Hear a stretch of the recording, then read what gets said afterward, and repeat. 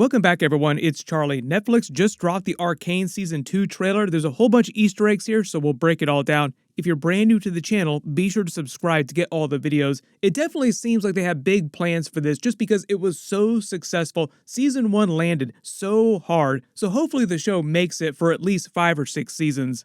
Netflix not exactly known for greenlighting a lot of shows beyond Season 3, but when shows are really popular like this, like Stranger Things, they are known to go a little bit longer. They reveal in the trailer they're releasing Season 2 in November this year, a little bit sooner than I would have expected. It actually took them 4 years to make Season 1, and it also wound up being one of the most expensive animated series ever made. Like League of Legends, because they make so much money on that game, footed a lot of the bill themselves, but because they were doing that, they had total control over how it was made and how long they spent on it, so they just spent the time it took to make it look amazing.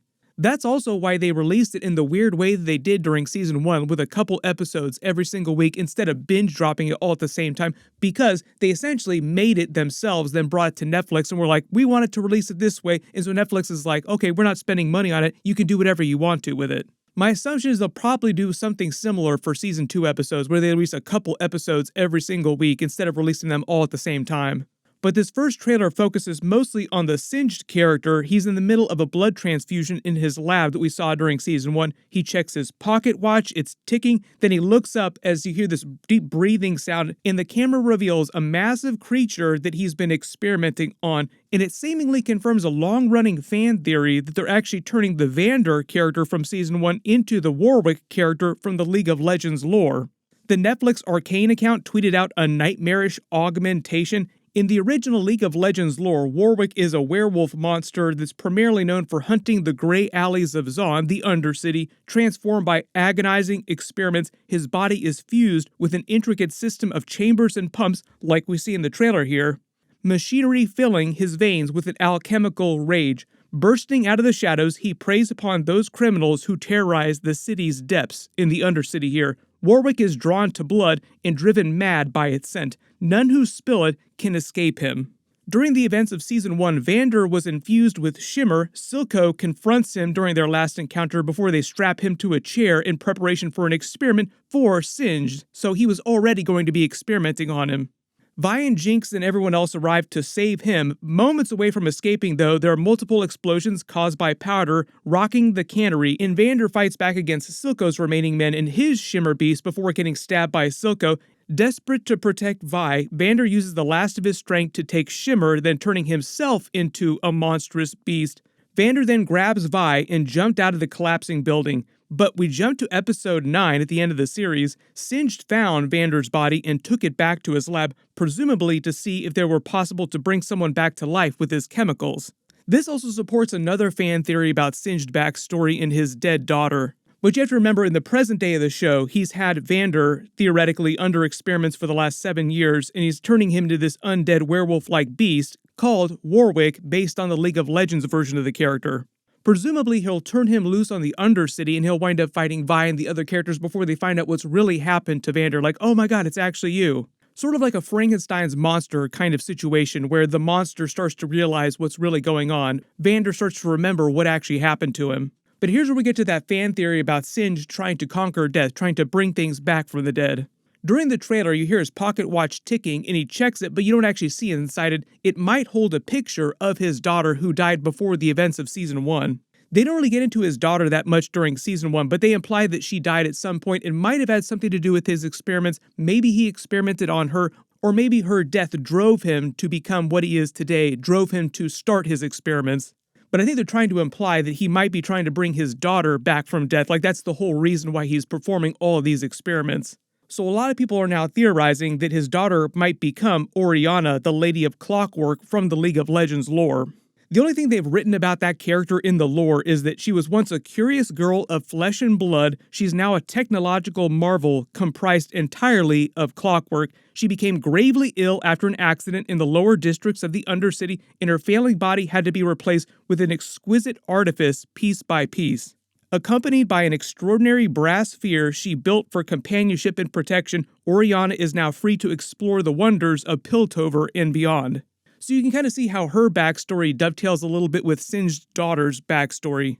Kind of the same way they're combining the Vander character from the show and the Warwick character from the League of Legends lore to make a slightly different version of the character. The other major teasers at the end of Season 1 were Jinx's missile firing on the Piltover Council, implying that the war between Piltover and the Undercity will start at the beginning of the season and will comprise a big portion of Season 2, if not spilling into Season 3 and beyond. And probably the other biggest teaser from the end of Season 1 is Victor's slow transformation into the Machine Herald from the League of Legends lore. So at the end of Season 1, he had used the Shimmer given to him by Singed, going back to the Singed character, to enhance his body with his use of the Hex Core, seemingly starting his transformation into his appearance during the game, which is more of a cybernetic blend of techno-organic magically infused components and body parts, like a fusion of man, magic, and technology. So them leaning on Singed transformations and experiments in the trailer might be them hinting that he's also responsible for helping transform Victor even faster into the Machine Herald. I wouldn't be surprised if he's nearly fully cybernetic by the end of Season 2 given the rate of his transformations during Season 1, but they might try to push that out to Season 3. There've been a couple Arcane Season 2 promos that people have found, and in the background, it seems like if you zoom and enhance enough, you can actually see a Machine Herald looking kind of Victor, like his limbs are completely different looking. So it really does seem like he transforms a lot during the events of Season 2, even if he doesn't fully transform. And even though it seems like they're positioning Silco as an overarching antagonist for the events of the entire series, I think they want you to fall 50-50 on each side. Like, do you support the Undercity? Do you support Piltover? Because the whole idea is that there are terrible people on both sides of the conflict. That was kind of what they were using Jace's storyline for inside the council. Like, as he became part of the council, he found out how corrupt it actually was.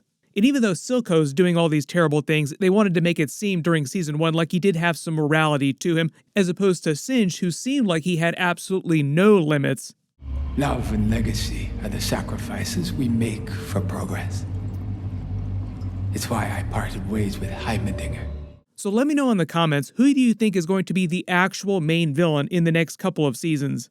In true Game of Thrones fashion, it's very much like things are inside the world of Westeros. You got a lot of alliances forming within both sides of the conflict and across both sides of the conflict, and a lot of backstabbing going on both sides of this. Kind of like we saw Vi working with Jace by the end of Season 1, like that idea will continue into Season 2. Part of the irony of the end of Season 1 is that Jace had met with Silco and made terms for peace, giving the Undercity total autonomy, like complete freedom, and while that final scene with the council was going down, they had actually approved the peace treaty, so it was actually going to go down until Jinx set the missile off, blowing up the council chamber. I support Councillor Talus's proposal for peace. So they're not trying to totally throw the character under the bus. They want to make it seem like a parallel to Jinx when she was younger, causing a similar type of accident that sort of sets off the next big stage of the story, like the next big plot. Like if there's a giant conflict between Undercity and Piltover, it's probably Jinx's fault. But everyone post all your theories for Season 2 in the comments, and we'll probably get the next really big trailer in the next couple of months. Since the season isn't dropping till November, they tend to wait a little bit longer to release the really big trailers.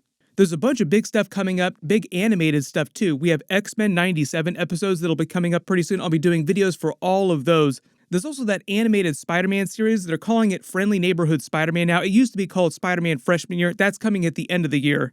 And we have Invincible Season 2, Part 2, but they didn't say exactly when that's going to premiere. I'm assuming it's going to be sometime in the first half of the year, but hopefully we'll get a trailer for that pretty soon. Even though I think the animation on Arcane is way better, Invincible is also probably one of the best animated series out there right now. Not just best superhero series, but just best animated series in general. Make sure to enable alerts for my channel so you don't miss anything. Everyone click here for that brand new Henry Cavill Warhammer trailer video, and click here for all my Invincible Season 2 videos. Thank you so much for watching, Happy New Year, and I'll see you guys in the next one.